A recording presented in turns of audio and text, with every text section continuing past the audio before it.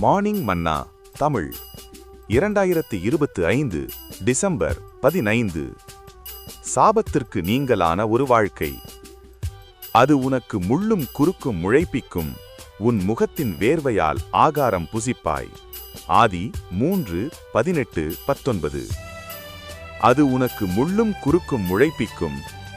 தேவன் பூமியை ஓர் அழகான தோட்டத்தைப் போல உருவாக்கினார். ஆனால் மனிதனின் பாவம் களைகளையும் முட்களையும் அதற்குள் கொண்டு வந்தது.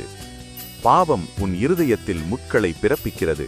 அதாவது உன்னையும் மற்றவர்களையும் புண்படுத்தும் சுபாவங்களை அது உன்னில் உண்டு பண்ணுகிறது. நீ ஒரு முள்ளாக இராதபடி கர்த்தராகிய இயேசு முட்கிரீடம் அணிந்து இந்த சாபத்தை தம்மேல் ஏற்றுக்கொண்டார். உன் முகத்தின் வேர்வையால் ஆகாரம் புசிப்பாய். இங்குதான் முதலாக வேர்வை, ஆகாரம் ஆகியவை பற்றி குறிப்பிடப்பட்டுள்ளது. பாவத்தில் விழுமுன் மனிதன் தன் ஆகாரத்திற்காக பிரயாசப்பட வேண்டியதாயிருக்கவில்லை. அவன் கனிகளை புசித்து சந்தோஷமாயிருந்தான்.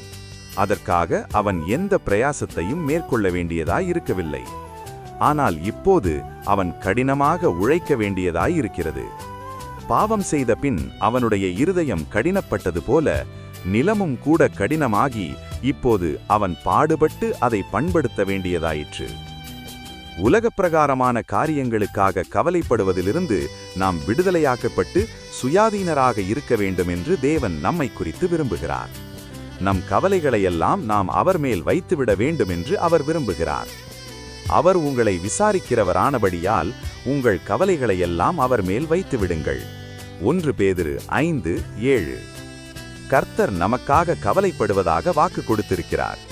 எனவே தேவனுடைய பிள்ளைகளே, எண்ணத்தை உண்போம், எண்ணத்தை குடிப்போம், எண்ணத்தை உடுப்போம் என்று கவலைப்படாதிருங்கள். மத்தேயு 6:31.